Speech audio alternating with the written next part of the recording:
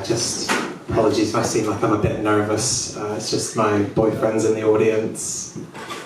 He's with his wife though, so I don't want to draw too much attention. Hi, my name's Céilí. I'm 27. I'm a Cancer, according to my ex. You probably haven't met that many Céilís before. It's a bit of an exotic name. It's Irish originally. I wanted to find out what it meant in English the other day, so I looked it up online, and apparently in English, Céilí means translation error. Sorry, I should probably give you a warning. In a few minutes, I'm gonna tell a joke that no one's gonna get. It's not that I'm insulting your intelligence. I know you're all smart people. It's too complicated. Unfortunately, it's too late. It's in there now, but I assure you, it is funny. And if you want, you can just laugh at everything, and that'll cover it. Basically, I'm just trying out some new material because I hate it when you can tell that comedians are using old jokes. I was saying that's my friend on MSN Messenger the other night. But basically, the headline is that I am broke. Unfortunately, 2021 was pretty rough. Made some bad business investments that came back to bite me. I was working on this premium phone line that you'd be able to call in and get berated by German women. I was going really well until we realised that 999 was already taken. The other thing, I'm not that embarrassed about it, but I know people think that I should be. I think I just got too focused on, the minor details. I didn't realise the bigger issue, I bought all the costumes, I'd been practicing the assault course, I booked the flights to Birmingham, and then I got to the exhibition centre, and the rules don't say you have to be a dog. I argued that with the guy who was running it. I said, I'm less likely to shit on the floor than the other contestants. The security guard called me a bitch. I thought maybe that'd help my case. I mean, obviously, they've got more nipples than I do. They've all got 6, I've only got the 4. But no, in the end, they ended up giving me this little certificate that said I'm too qualified for crufts. So that was rough. And people think when I say that I hate dogs. I don't hate dogs, I love dogs. My family used to have this really sweet little, King Charles Spaniel. Unfortunately, last year he abdicated, so he's just a regular spaniel now. Really just got too much for him. Watched James Bond for the first time last week.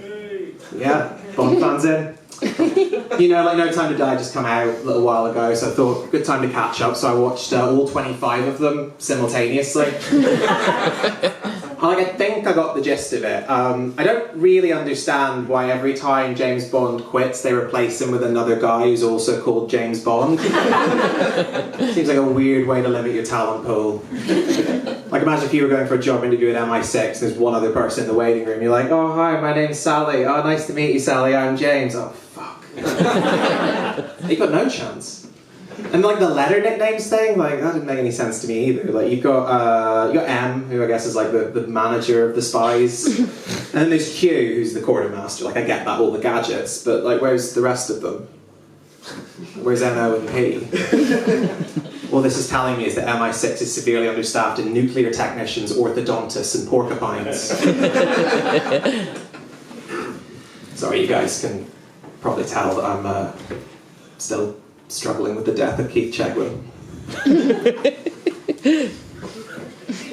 I know it's been, 4 years. And sometimes you don't think about him at all some days, but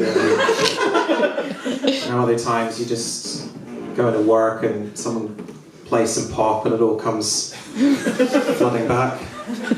Want to do something nice for him. In his memory, I was started petitioning at my local pub renamed after him. Going to call it the Keith Chegwin. Thought we'd love that. Cancel, we're having none of it. Their exact words were, "Cheggers can't be boozers." I thought it was inappropriate, personally. Isn't it weird how we all know what Moby's sex tape would be called? The Wheel or Moby? I'll leave that for you to decide. I think vampires get a bad rap. People treat them like they're monsters just because they drink blood. But like, if we're being honest, if you had to survive off of a fluid that humans naturally produce, is blood not the best choice? Like, if I die of blood loss because of a vampire, at least I know they're not a pervert. Sorry, my mind's a bit all over the place at the moment. I'm helping my aunt remodel her house, and she's just got the weirdest stuff in there. Like, I was moving stuff in her conservatory the other day, and she just has like a shed load of rakes in there. Like, one rake. Because you know, like in a shed, you'd normally only have the... Yeah, great. And then, like, she had this, like, massive novelty lava lamp in her living room, like this big Austin Powers looking thing.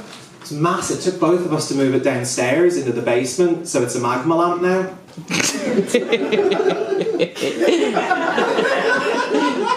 She's doing all of this because she's got a new boyfriend. He's Swiss. And that's great, because she's been a big fan of romance novels for quite a while. That was the joke that I warned you about, by the way.